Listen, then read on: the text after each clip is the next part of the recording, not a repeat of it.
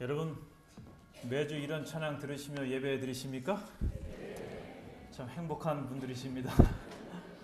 아주 찬양을 듣는데 제 가슴이 아주 벅차오르는 그런 감흥과 또 감동을 느꼈습니다. 하나님께 영광을 돌려주시고 또 우리 모두에게 가슴을 뜨겁게 해주시고 또 하나님의 행하시는 일들을 보도록 이끌어주신 우리 찬양대원 또 지휘자님 반주자님 진심으로 감사드립니다. 오늘은 먼저 감사의 말씀을 드리고 마지막 말씀을 드려야 될 것 같습니다. 한 주간 동안 정말 부족한 사람이 말씀 축제를 인도했는데 하나님의 은혜 속에 보낸 것 같습니다. 하나님께 먼저 감사하고 또 부족하지만 여러분들께서 격려해 주시고 또 기도해 주시고 또 사랑해 주신 것, 관심 가져주신 것 진심으로 감사합니다. 또한 이러한 말씀을 나눌 수 있는 기회를 허락하신 우리 목사님들 또 장로님들 또 직원회에 또 감사의 말씀을 드립니다. 특별히 저녁에 날씨도 고르지 못했고 또 몸도 피곤하시고 여러모로 차도 막히고 그러셨을 텐데 주의 성전을 찾아오신 성도님들 또 부득불 사정이 있어서 이곳에 오지는 못했지만 방송을 통해서 참여하셨던 우리 성도님들 또 진심으로 감사드립니다. 또한 제가 이곳에 와서 느낀 것은 대능교회는 찬양이 살아있다라고 하는 그런 느낌을 받습니다. 첫날부터 경배와 찬양팀이 계속해서 돌아가면서 찬양을 인도하는 모습 정말 아름다웠고요. 또 감사의 말씀을 드리고 또 특별한 찬양을 준비해 주시고 또 연주해 주신 분들 진심으로 감사드립니다. 또한 빼놓을 수 없는 것이 매일 저녁마다 정말 때로는 사랑과 정성이 담긴 음식들로 또 직접 손수해 주시고 또 좋은 장소에 가서 식사를 제공해 주신 장로님들, 집사님들 진심으로 감사드립니다. 또한 어제 저녁에 보니까 이 꽃꽂이로 성전이 아름답게 단장된 모습을 보면서 또 어느 분이신지는 모르겠습니다만 성전을 이렇게 아름답게 가꾸어 주셔서 또 아울러 감사드립니다.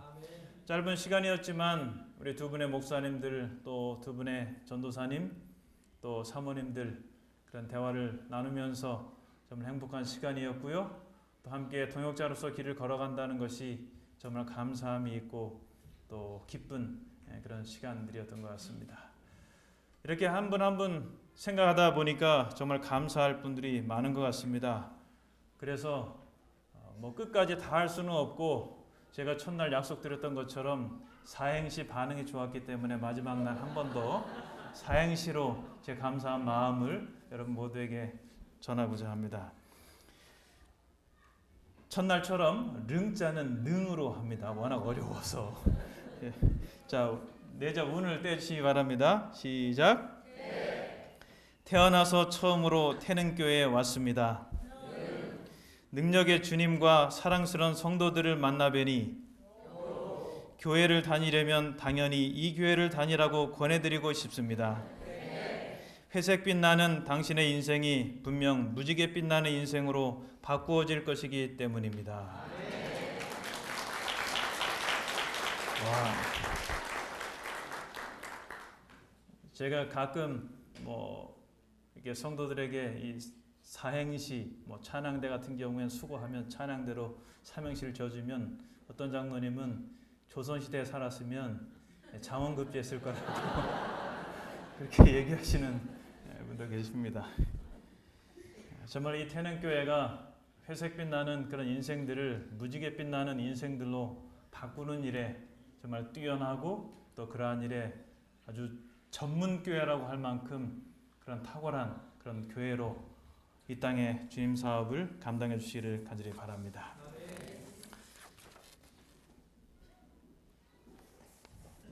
오늘은 마지막 날 내가 다시 오리라 라는 제목으로 말씀을 드리겠습니다.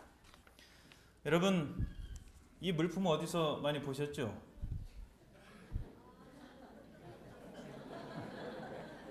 좀 얘기하기가 좀 쑥스럽죠? 가만히 보니까 어디서 많이 본 거예요. 그죠? 목욕탕에서 이렇게 봤죠? 일명 때밀이 수건이라고 하는 거죠. 어느 날 저희 동창 밴드에 한 친구가 이걸 사진 찍어서 딱 올려놨어요. 그래서 이게 무슨 말인가? 이게 이 말이 그 말인가? 다 때가 있다.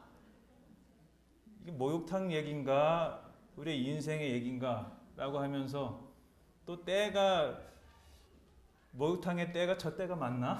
글자가 이런저런 생각을 해봤습니다.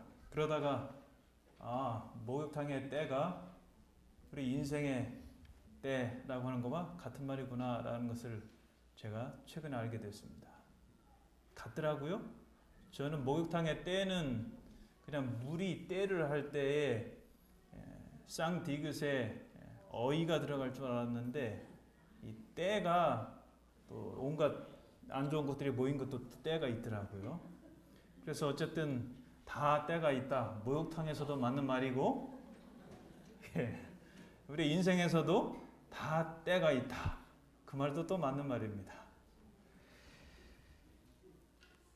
여러분, 기다림이란 의미를 사전에서 찾아보면 그렇게 정의가 되어 있습니다. 어떤 사람이나 때가 오기를 바라는 것, 그렇게 정의가 내려져 있습니다. 어떤 사람은 이렇게 기다림을 정의했습니다. 기다림이란 어떤 것이 나에게 오게끔 끈기 있게 버티는 것. 또 인터넷에 보니까 한 문학적 감성이 있는 분은 기다림을 이렇게 말했습니다. 기다림이란 촛불처럼 자기 몸을 태우는 것, 꺼질 듯 가물거리면서 어둠을 깨물어 삼키는 것. 오늘 아까 정말 아름다운 시를 지어주신 우리 시인 되시는 장로님께서는 또 어떻게 또 표현하실지 모르겠습니다. 우리가 살다 보면 어떤 사람을 기다려야 할 때도 있고 어떤 시간을 기다려야 할 때도 있고 또 어떤 물건을 기다려야 할 때도 있습니다.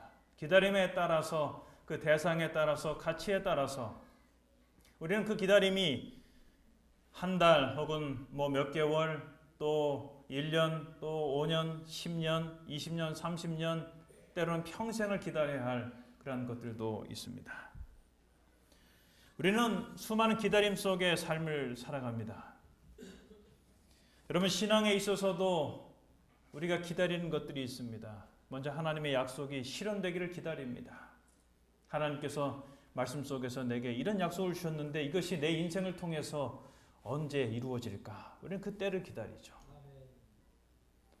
또 하나님께서 분명히 내 문제 속에, 고민 속에, 내 아픔 속에 분명히 임재하심으로 내 문제를 해결해 줄 것 같은데 좀 더디다라고 느껴질 때에 그 하나님의 임재의 때를 우리가 기다리기도 합니다. 그런데 여러분, 우리의 기다림 중에 가장 영광스러운 기다림, 가장 축복된 기다림이 있다고 하면 그것은 바로 예수 그리스도의 재림을 기다리는 것입니다. 여러분, 예수 그리스도의 재림은 성경의 많은 말씀들이 궁극적으로 지향하는 하나의 관역입니다. 예수 그리스도의 재림은 선과 악의 종지부를 이렇게 찍어가는 마지막 과정에서 하나님께서 절정으로 삼으신 그런 사건입니다. 예수 그리스도의 재림은 하나님의 우리를 향한 구원을 위한 궁극적 실현 계획입니다. 또한 예수 그리스도의 재림은 하나님 나라의 영광스러운 시발점이기도 합니다. 그래서 우리는 그 날과 그 분을 기다립니다. 여러분, 이사야 25장 6절로 9절에 보면 그분의 다시 오심을 기다린 자들이 그분을 만나는 장면이 나옵니다. 만군의 여호와께서 이 산에서 만민을 위하여 기름진 것과 오래 저장하였던 포도주로 연회를 베푸시리니 곧 골수가 가득한 기름진 것과 오래 저장하였던 맑은 포도주로 하실 것이며 또 이 산에서 모든 민족의 그 가리워진 면박과 열방의 그 덮인 휘장을 제하시며 사망을 영원히 멸하실 것이라. 주 여호와께서 모든 얼굴에서 눈물을 씻기시며 그 백성의 수치를 온 천하에서 제하시리라. 여호와께서 이같이 말씀하셨느니라. 그날에 말하기를 이는 우리의 하나님이시라. 우리가 그를 기다렸으니 그가 우리를 구원하시리로다. 이는 여호와시라. 우리가 그를 기다렸으니 우리는 그 구원을 기뻐하며 즐거워하리라 할 것이며. 여기 말씀 가운데 보면 여호와께서 우리를 위하여 연회를 베푸실 것이라고 말씀하십니다. 또 사망을 영원히 멸하실 것이라고 말씀하십니다. 또한 모든 눈물을 씻기실 것이라고 말씀하고 있고 당신의 백성들의 수치를 제하실 것이라고 말씀하고 있습니다. 주님께서 이 땅에 오셔서 이루어지게 될 아주 영광스러운 장면입니다. 여러분, 여기에 말씀해 보면 그런데 그 연회에 참석한 자들이 서로 기뻐하며 나누게 될 대화 내용을 기록합니다. 이는 우리의 하나님이시라. 우리가 그를 기다렸으니 그가 우리를 구원하시리로다. 우리가 그를 기다렸으니 우리는 그 구원을 기뻐하며 즐거워하리라. 여러분, 주님이 베푸시는 그 연회에 참석할 사람들의 특징이 나오는데 그것은 바로 주님을 기다린 사람들이다라고 하는 것입니다. 여러분, 우리 역시 그 주님을 기다리는 사람들 아닙니까? 우리는 참 오랫동안 기다렸죠. 저도 어렸을 때에 교회에서 장로님들, 집사님들께서 말씀하시고 대화하시고 그런 이야기들을 잘하면서 예수님이 곧 오실 줄 알았어요. 적어도 제가 대학 가기 전에는 오실 줄 알았어요. 그랬더니 제가 장가가도 안 오시고, 제가 아이들 낳고 저희 아이가 대학 가도 안 오시고, 지금도 여전히 안 오시고 계세요. 우리 가운데 어떤 분들은 뭐 30년, 40년, 50년, 또 60년, 70년을 기다린 분도 계실지 모르겠습니다. 언제까지 기다려야 되는 것입니까? 우리는 참 지칠 대로 지쳐 있습니다. 그래서 요즘은 여러분 재림에 관한 설교를 해도 성도들에게 감흥이 잘 일지를 않습니다. 주님 곧 오십니다. 속히 오십니다. 라고 이야기해도 아멘을 해놓고 속으로는 또 다른 생각을 합니다. 많은 분들이 처음 믿을 때는 살아서 주님 맞이할 줄 알고 믿었는데 이제는 죽어도 주님이 안 오실 것 같은 그런 느낌 속에서 삽니다. 어떤 분들은 제게 하소연을 해요. 나 예수님 믿고 재림 기다린다고 이것 버리고 저것 포기하고 이것도 안 하고 저것도 안 하고 이랬는데 왜 이렇게 빨리 주님 안 오시는 거냐고 하소연을 해요. 참 더디 오시게 느껴지는 거죠. 그래서 여러분 가곡 중에 기다려도 니모지 않고 오늘도 해는 저 산에 걸려 노을만 붉게 타네. 우리 학교 다닐 때 신학을 공부할 때 오만규 목사님께서 이 가사를 소개하시면서 이것이 바로 재림 성도들의 노래다라고 이렇게 얘기를 하셨던 적이 있습니다. 기다리고 기다려도 또 기다려도 오늘도 주님 오시지 않고 착잡한 발걸음으로 집으로 발걸음을 옮기는 그런 모습, 재림 성도들의 모습이라고 하는 거죠. 그러다 보니까 신앙이, 기다림의 신앙이, 재림 신앙이 퇴색되고 또 왜곡되어져 가는 모습을 보게 됩니다. 그런데 여러분 오늘 우리가 말씀에서 보았던 것처럼 주님을 기다린 사람만이 그 주님의 재림에, 그 주님이 베푸시는 연회에 참석할 수 있음을 우리가 볼 수가 있습니다. 아멘. 여러분 1830년, 40년대에 우리 살았던 분들은 예수 그리스도의 재림이 또 몇 년도에 그러다가 결국은 1844년 10월 22일에 재림이 있을 것이라고 믿고 그렇게 예수님의 재림을 기다렸죠. 그 날짜는 예언상 맞았지만 그 날에 일어나는 사건은 빗나갔죠. 틀렸죠. 그렇지만 그들은 1844년 10월 22일에 예수님께서 재림하신다라고 정하고 그렇게 믿고 그 재림을 기다릴 때 여러분 어떤 모습으로 어떤 마음으로 기다렸는 줄 아십니까? 각 시대 대중투 보면 이렇게 아주 인상 깊은 글이 나옵니다.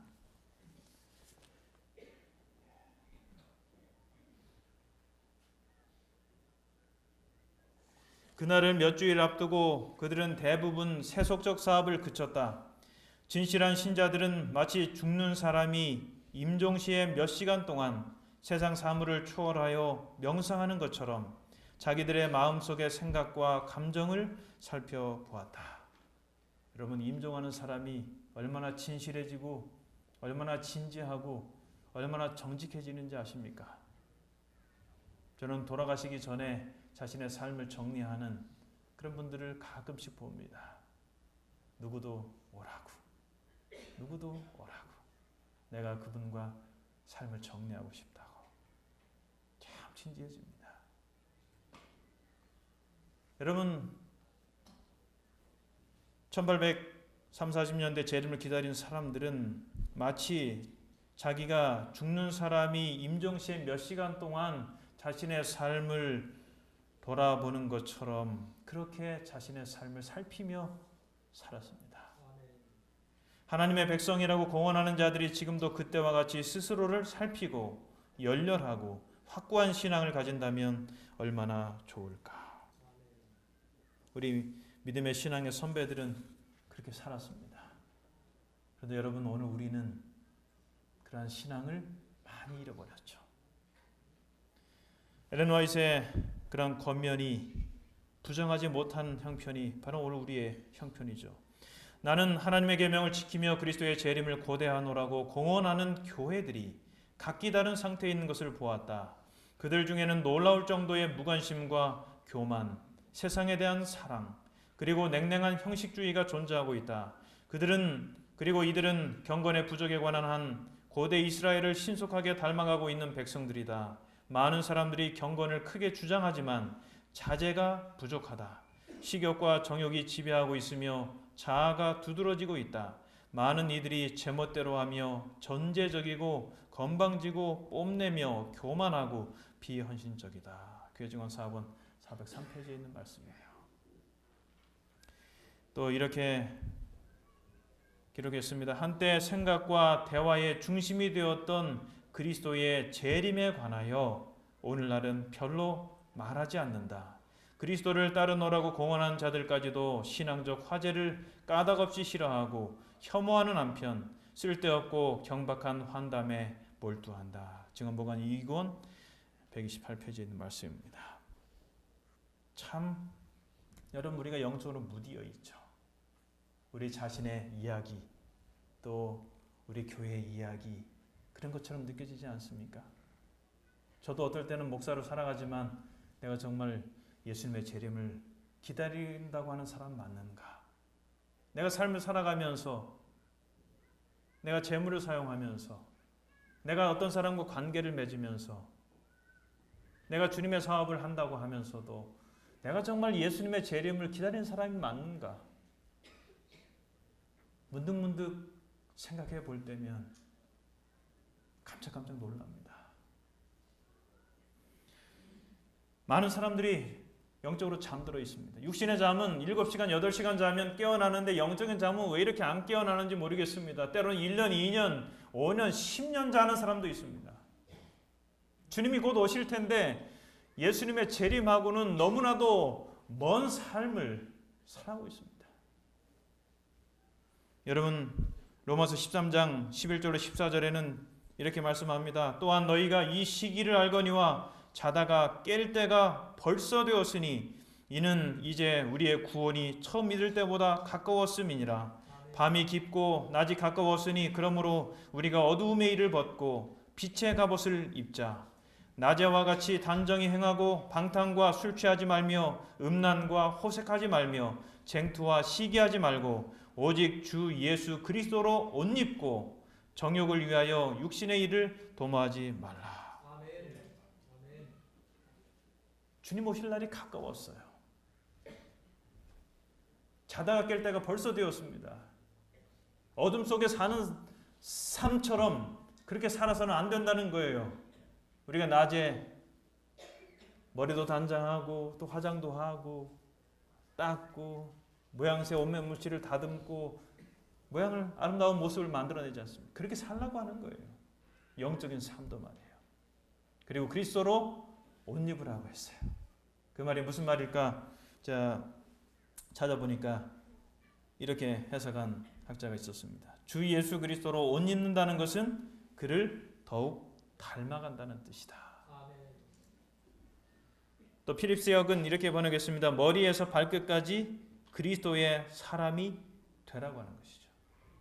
우리의 머리는 예수 그리스도처럼 생각하고 우리의 눈은 예수 그리스도처럼 보고, 우리의 귀는 예수 그리스도처럼 듣고, 우리의 입은 예수 그리스도처럼 말하고, 우리의 손은 예수 그리스도처럼 그렇게 봉사하고, 우리의 발은 예수 그리스도처럼 그분이 원하시는 곳에, 그분이 기뻐하시는 곳에 발걸음을 옮기고 그렇게 살라고 하는 거예요. 머리부터 발끝까지 다 그리스도로 옷 입으라고 하는 거예요. 여러분, 이것이 주님의 재림을 기다린다고 하는 사람들이 입어야 할 옷입니다. 우리가 진실되고 단정하고 순결한 모습으로 살아갈 때, 그런 모습으로 주님의 재림을 기다릴 때 그 주님을 만나는 축복과 영광이 있게 되는 것입니다. 여러분, 저는 수년 전 8.15 남북 이산 가족 상봉 때 한 할머니 이야기를 보게 되었습니다. 이 사진과 이 끝남 할머니하고는 좀 다른 사진입니다만 이럴 것 같아서 이 사진을 제가 인용했습니다. 기사의 제목이 그 일을 만나면 무슨 말부터. 여러분, 남북 이산가족 상봉할 때 그 전에 8월 15일 날 상봉할 때 그때 있었던 일입니다. 기사가 이렇게 시작합니다. 인고와 기억 없는 기다림의 세월이었다. 혼자 자식을 기르며 반세기를 버텨온 남쪽의 아내는 남편이 북에 살아있다는 소식에 목이 메어 말을 잇지 못했다. 그 기사의 주인공은 경북 안동시에 사는 이끝남 72세 된 그런 할머니였는데, 그 할머니는 7월 16일 밤 6.25 때 행방불명된 남편 이보견 씨 73세 된 그 남편이 북에서 남쪽의 아내를 자기를 찾고 있다는 소식을 듣게 된 거예요. 7월 16일 날 듣고 이제 8월 15일 날 이제 그 남편을 50년 만에 만나는 그 설레임으로 기다리는 거예요. 이분들이 서로 헤어진 것은 6.25 전쟁이 터진 뒤 서울 명동에서 남편이 신문지국을 운영했는데 한강 다리를 건너서 이제 그의 아내 이끝남 할머니하고 두 아들을 놓고 우리가 갈 길이 머니까 내가 자전거를 구해오겠다라고 이야기를 하고는 한강을 넘어 다시 북쪽으로 건너갔어요. 그리고 나서 6.25 전쟁으로 다시 만나지 못했던 거예요. 그리고 50년의 세월을 보낸 거예요. 그러던 그가 살면서 정말 남쪽에서 6.25 전쟁 이후에 우리 나라가 얼마나 힘겨웠습니까? 살기 얼마나 어려웠습니까?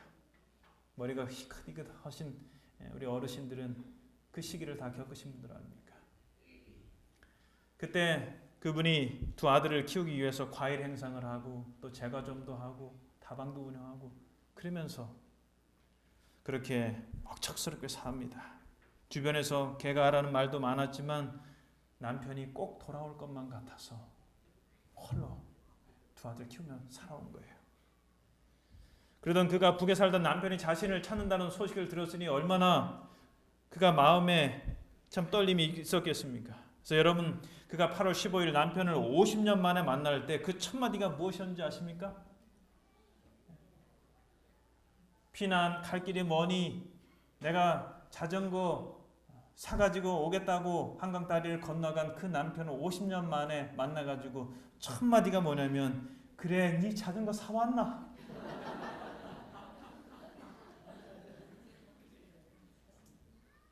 그 말 속에 50년의 세월이 담겨 있는 거죠. 그래 네 자전거 사왔나?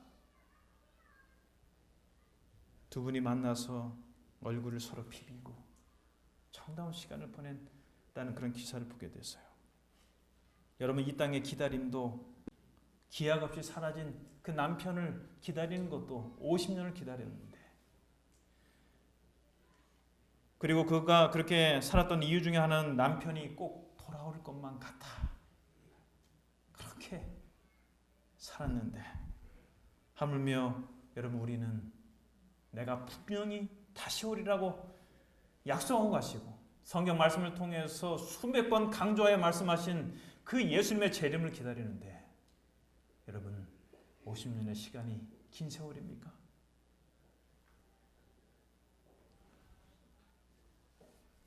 우리의 기다림에 있어서 참으로 감사한 것은 하나님께서 그분이 오실 날을 날이 가까움을 여러 징조들을 통해서 미리 알려주셨다는 거예요. 그 징조들을 보면 예수님이 속히 가까이 다가오고 계시다라고 하는 것을 우리가 느낄 수가 있습니다.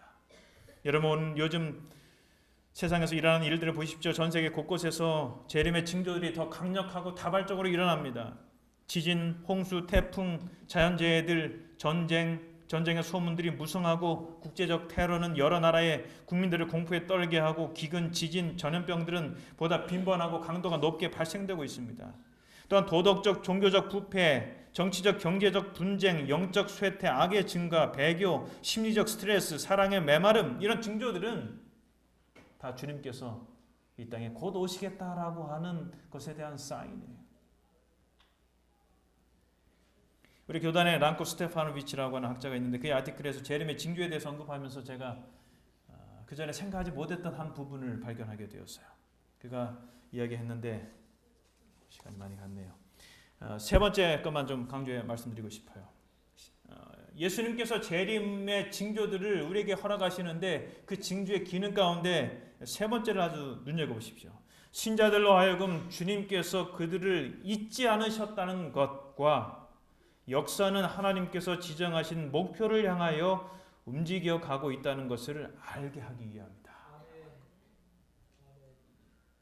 여러분, 재림의 징조들이 우리 주변에서 일어나게 될 때 두려워 떨지만 마시고 깨어나야 되겠다, 각성해야 되겠다 이 생각만 갖지 마시고 주님은 오늘 나를 잊지 않으셨구나, 그런 의미로 징조를 보내시는구나, 이 지구의 역사가 하나님께서 지정하신 목표를 향해서 제대로 가고 있구나라고 하는 사실을 다시 한번 상기시키면서 그 주님의 재림을 기다리는 것에 더 열심을 내어야 하는 것이 바로 우리가 이 시대에 해야 할 그런 모습인 것입니다. 우리 함께 읽어보겠습니다. 시작. 신자들에게 재림의 징조는 일어나라 깨어나라는 경고의 음성일 뿐 아니라 나는 너를 잊지 않았다고 말씀하시는 사랑의 음성이다. 그래서 여러분, 재림의 징조를 접할 때마다 그런 생각 가지세요. 하나님께서 나를 사랑하셔서 이런 징조를 허락하시는구나. 하나님 말씀대로 이 지구 역사가 그렇게 정하신 목표를 향하여 가고 있구나. 그렇게 생각하세요. 주님의 재림은 지체되는 것처럼 느껴질지라도 이 지구의 역사는 분명히 그 재림을 향하여, 그 관역을 향하여 가고 있다는 사실을 여러분 잊지 않게 되기를 바랍니다. 성경에 보면 재림의 날과 시는 하늘 아버지밖에 모른다고 했습니다. 그러나 그 때를 항상 예비하고 기다려야 함을 성경은 강조하여 말하고 있습니다. 여러 가지 교훈적 언급이 있는데 몇 가지만 언급하면 이렇습니다. 재림의 날과 시에 대한 성경의 말씀 가운데 여러분, 그날이 생각지 않은 때에 임하지 않도록, 생각지 않은 날을 알지 못하는 시간에 임하지 않도록, 평안하다 안전하다 할 그때 임하지 않도록, 뜻밖의 그날이 되지 않도록 그렇게 예수님의 재림을 깨어 기다리라고 성경은 끊임없이 말씀하고 있습니다. 여러분, 왜 예수님께서 재림의 날과 또한 시간을 정하지 않으셨는가? 여러분, 마틴 루터는 이렇게 말했습니다. 예수께서 자신이 오실 시간을 알려주시지 않은 이유는 우리가 긴장을 해제하고 안일에 빠짐을 염려하셨기 때문이다. 만약에 2016년 오늘 날짜 10월 31일에 예수님께서 재림하신다고 하면 여러분 어떻게 사시겠습니까? 당장 예배 끝나고부터 특별기도에 시작하시겠습니까? 그렇게 할 것 같죠? 그렇게 잘 안 돼요. 내동 10월 30일까지 이제 이 세상에서 살 날이 얼마 안 남겨두니까 1년밖에 안 남았으니까 내가 해볼 거 다 해보다가 하루 남겨놓고 하나님 앞에 회개하고 그때부터 철학 기도하고 온전히 말씀과 기도 속에 살아야 되겠다, 그렇게 되기 쉽습니다. 그런 것을 염려하셨기 때문에 날과 시를 정하지 않았다는 거예요. 트렌치라는 사람은 그의 재림은 어느 날이나 가능하고 어떤 날도 배제되어 있지 않다. 벨리라는 사람은 하나님의 백성들은 천년의 항해를 준비함과 동시에 오늘 밤이라도 배를 버릴 각오가 되어 있어야 한다. 우리가 계획은 천년 백년 살 것처럼 잘 세워야 하지만 주님께서 오늘 그것을 놓으라고 하면 언제든지 버릴 수 있는 그런 마음으로 살아야 된다는 거예요. 그것이 바로 재림신앙이에요. 여러분, 우리에게는 아무리 보아도 분명한 약속의 말씀이 있습니다. 너희는 마음에 근심하지 말라. 하나님을 믿으니 또 나를 믿으라. 내 아버지 집에 거할 곳이 많도다. 그렇지 않으면 너희에게 일렀으리라. 내가 너희를 위하여 처소를 예비하러 가노니 가서 너희를 위하여 처소를 예비하면 내가 다시 와서 너희를 내게로 영접하여 나 있는 곳에 너희도 있게 하리라. 예수님께서 나를 믿으라 라고 말씀하시고 내가 다시 와서 너희를 위해 처소를 예비하면 나 있는 곳에 너희를 데리고 와서 나 있는 곳에 너희도 있게 하리라 라고 말씀하셨습니다. 사도행전 1장 11절에는 가로되 갈릴리 사람들아 어찌하여 서서 하늘을 쳐다보느냐 너희 가운데서 하늘로 올리우신 이 예수는 하늘로 가심을 본 그대로 오시리라 하였느니라. 천사들의 메시지죠.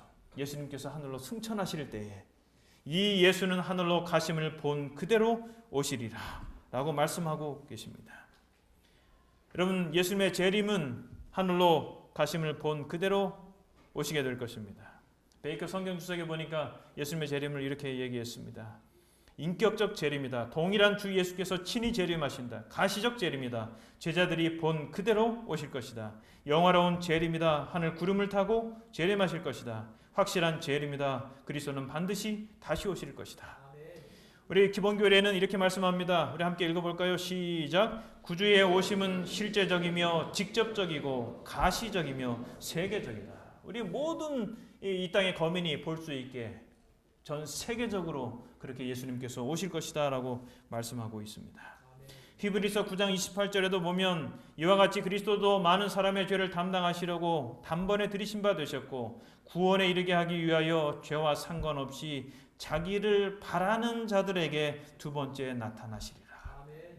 두 번째 나타나시겠다. 초림하셨지만 구속사업을 이루시고 하늘로 승천하셨는데 두 번째 자기를 바라는 자들에게 나타나시겠다라고 말씀합니다. 자기를 바라는 자들에 대한 다른 번역본들을 보면 현대인의 성경은 자기를 기다리는 사람들에게, 현대어 성경은 그리스도를 간절히 기다리는 사람들에게, 공동 번역은 당신을 갈망하고 있는 사람들에게.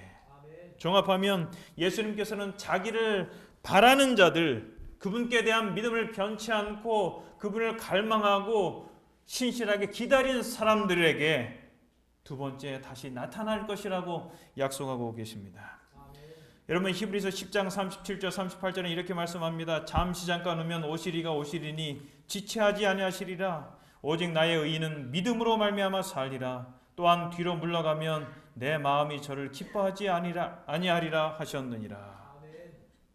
주님이 곧 오실 텐데 뒤로 물러가면 주님이 기뻐하지 않으신다고 했습니다. 여러분, 조금만 더 참고 기다리십시다. 주변 사람들이 주님 재림 안 하신다라고 이야기해도 흔들리지 말고 나 혼자라도 주님 말씀하셨으니 나는 그 재림 기다릴 것이라고 그렇게 마음을 다지고 그렇게 주님의 재림을 기다리는 그런 성들이 되시기를 간절히 바랍니다. 꽤 오래전에 반내연 목사님의 일대기가 그려진 꺼지지 않는 불이라는 책을 보게 됐습니다. 그 내용도 참 감명 깊어요. 전국을 돌아다니면서 복음을 전파하지 않으십니까? 그런데 저는 그 머릿말에 또 인상 깊은 가슴이 찡한 그런 글귀를 보게 됐습니다. 반내연 목사님이 그 글을 마치면서 이렇게 고백하셨다라고 얘기합니다. 머릿말은 그 이윤희라고 하는 분이 쓰셨는데 반내연 목사님의 고백입니다. 정거장에서 열차를 기다리는 승객들이 기다리다 지쳐 돌아가 버린 텅 빈 플랫폼에 끝내 나타날 기차를 타기 위해 혼자 남는 승객이 되어도 그 기차를 기다리겠다. 예수님의 재림을 기다리는 마음을 그렇게 표현하셨어요. 너무도 주님이 오시는 기차가 더디 와서 하나둘 다 플랫폼 다른 사람들이 빠져나가도 내가 혼자 남는 승객이 되어도 나는 그 기차를 기다리겠다. 네, 여러분, 그 글을 쓴 이윤이라는 분은 또 이렇게 말을 덧붙였어요. 나도 그분과 함께 비록 텅 빈 플랫폼이라도 끝내 남아 차를 기다리는 승객이 되고 싶다. 저는 이 두 분의 고백이 정말 제 마음에 감동으로 다가왔어요.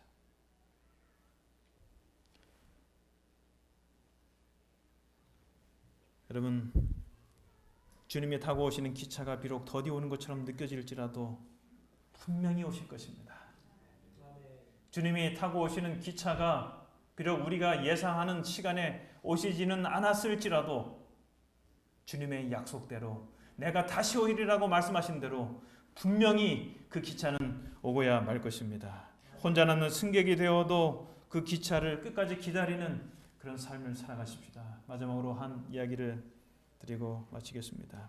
저는 재림운동 당시에 1800년대 재림운동 당시에 많은 이야기 가운데 찰스 피치 목사님의 이야기를 잊을 수가 없습니다. 그분은 회중교회 목사님이셨는데 윌리엄 밀러의 재림 메시지를 듣고 그것을 나와서 재림운동에 가담해서 메시지를 전하며 살았던 그런 분입니다. 그분이 열심히 복음을 증거했습니다. 많은 사람들이 침례를 받기 위해 몰려왔습니다. 그렇게 하루하루 보내다가 결국은 이제 그들이 예상했던 1844년 10월 22일이 약 20여일 남겨둔 그런 시점이었습니다. 그날도 찰스 피치 목사님은 하루에도 수십 명씩 침례를 베풀었어요. 근데 10월에 미국의 북동부는 굉장히 날씨가 춥다고 합니다. 그래서 이 목사님이 추운 날씨에도 불구하고 이제 주님이 곧 재림하신다라고 하는 긴박감을 가지고 복음을 전하셨을 때 많은 사람들이 침례를 받기 위해서 오고 목사님 침례식을 행하신 거예요. 수십 명 침례식을 행하고 나면 또 저쪽에서 또 사람들이 또 몰려옵니다. 목사님, 저도 침례 받고 주님의 재림을 영광스럽게 맞이하기를 원합니다. 그러면 또 목사님이 또 다시 들어가서 또 침례식을 행하시고 그렇게 하루하루 보내셨습니다. 그러다가 여러분 안타깝게도 그분은 예수님의 재림, 그들이 생각했던 예수님의 재림 1844년 10월 22일을 8일 남겨두고 그 목사님이 폐렴으로 돌아가시게 됩니다. 근데 여러분 저 놀라운 사실은 찰스 피치 목사님이 돌아가시기 전에 사랑하는 8명의 아들 중 3명은 먼저 영양실조로 먼저 죽었어요. 그때 이 찰스 피치 목사님이 그의 아내와 더불어 어떻게 했는지 아십니까? 그들은 죽은 아들들을 위해 울지 않았습니다. 나머지 형제들을 앉혀놓고 이렇게 말합니다. 얘들아, 한 달 후면 예수님이 오신단다. 그때에 죽은 내 형제들을 깨워주실 것이다. 그렇게 사는 가족입니다.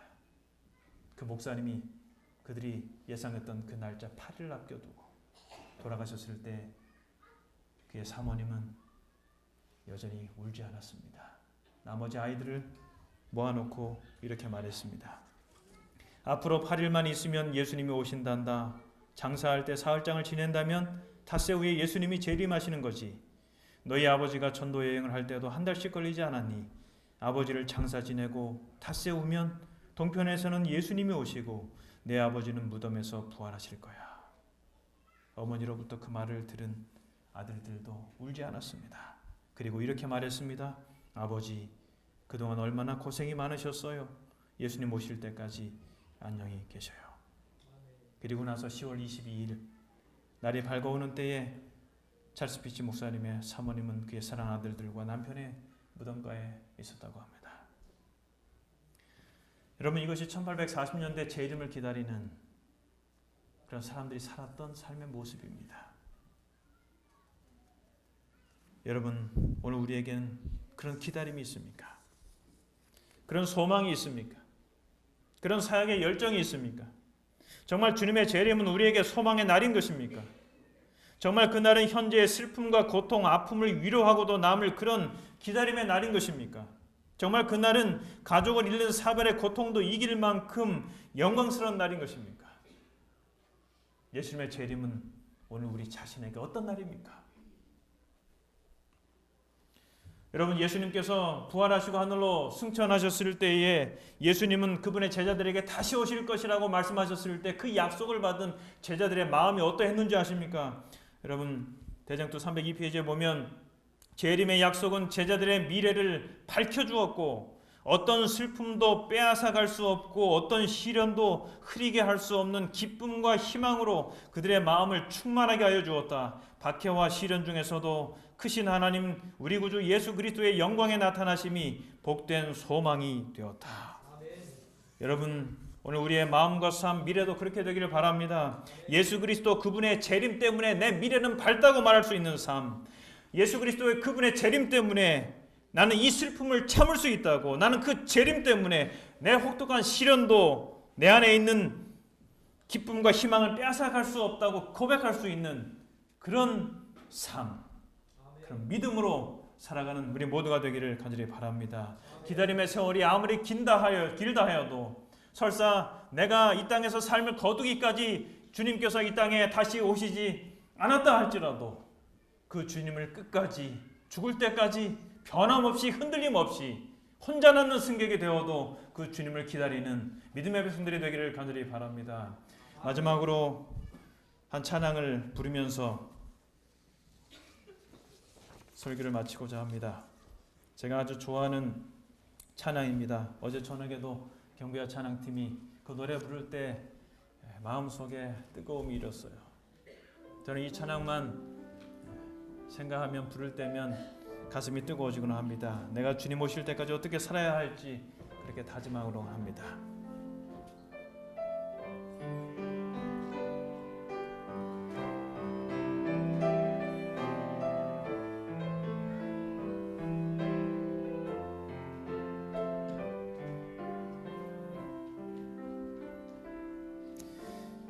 주님 다시 오실 때까지 나는 이 길을 가리라.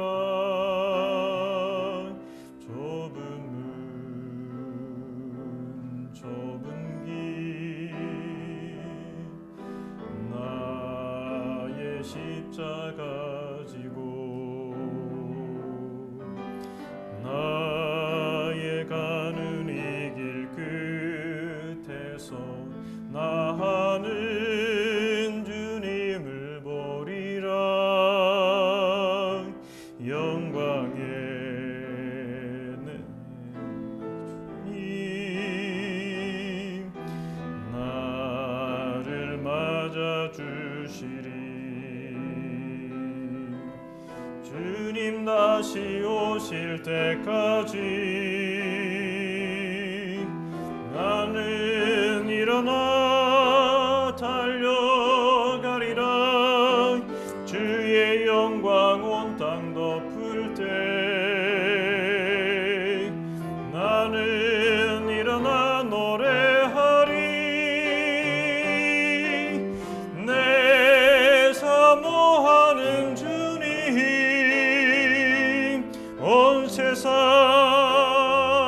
구주시라. 내 사모하는 주님 영광의 왕이시라. 우리 아시는 분들 함께 부르겠습니다. 주님 다시 오실 주님 다시 오실 때까지 나는 이 길을 가리라. 좁은 문 좁은 길 좁은 문 좁은 길 나의 십자가 지고 나의 십자가 지고 나의 가는 길 끝에서 나의 가는 이 길 끝에서 나는 주님을 보리라. 나는 주님을 보리라. 영광의 내 주님 영광의 주님 나를 맞아 주시리. 나를 맞아 주시리. 주님 다시 오실 때까지 주님 다시 오실 때까지 나는 일어나 달려가리라. 나는 일어나 달려가리라. 주의 영광 온 땅 덮을 때 영광 온 땅 덮을 때 나는 일어나 노래하리. 나는 일어나 노래하리. 내 사모하는 주님 온 세상 구주시라. 내 사모하는 주님 온 세상 구주시라. 내 사모하는 주님